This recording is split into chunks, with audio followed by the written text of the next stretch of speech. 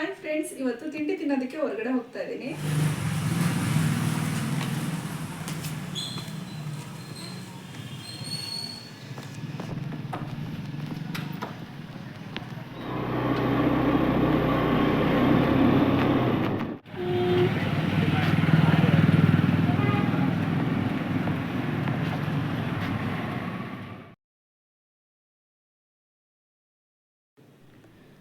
ನಾನಿಲ್ಲಿ ಫಸ್ಟು ಇಡ್ಲಿ ವಡೆ ಸಾಂಬಾರು ತೊಗೊಂಡೆ.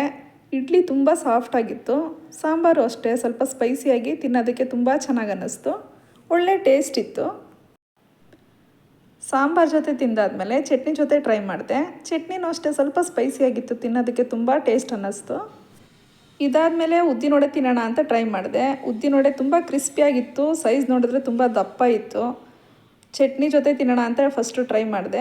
ಚಟ್ನಿ ಜೊತೆಗೂ ಅಷ್ಟೇ ತುಂಬ ಚೆನ್ನಾಗಿತ್ತು. ಚಟ್ನಿ ಸ್ವಲ್ಪ ಸ್ಪೈಸಿಯಾಗಿರೋದ್ರಿಂದ ತಿನ್ನೋದಕ್ಕೆ ತುಂಬ ಟೇಸ್ಟ್ ಅಂತ ನನಗನ್ನಿಸ್ತು.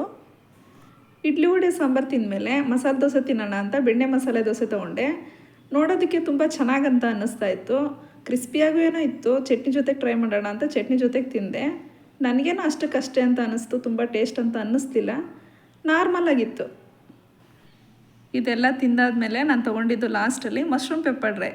ಹೆಂಗಿತ್ತು ಅಂತ ಹೇಳಿದ್ರೆ ತುಂಬ ಚೆನ್ನಾಗಿತ್ತು, ನೋಡೋದಕ್ಕೂ ಅಷ್ಟೇ ತುಂಬ ಚೆನ್ನಾಗಿ ಕಾಣಿಸ್ತಾ ಇತ್ತು. ಜೊತೆಗೆ ಈರುಳ್ಳಿ, ಕರಿಬೇವು ಹಾಕಿದ್ರು, ಕರಿಬೇವು ಫ್ಲೇವರ್ ತುಂಬ ಚೆನ್ನಾಗಿತ್ತು, ಬಾಯಿಗೆಲ್ಲ ಹರಡ್ಕೋತಾ ಇತ್ತು.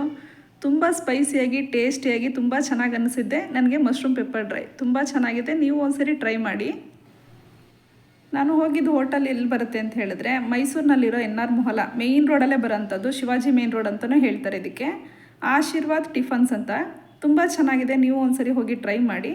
ನಾನು ಮಾಡಿರೋ ಈ ವಿಡಿಯೋ ನಿಮ್ಗೆ ಇಷ್ಟ ಆದರೆ ಲೈಕ್ ಮಾಡಿ, ಶೇರ್ ಮಾಡಿ, ಕಮೆಂಟ್ ಮಾಡಿ, ಹಾಗೆ ನನ್ನ ಚಾನಲ್ಗೆ ಸಬ್ಸ್ಕ್ರೈಬ್ ಆಗಿ. Thank you.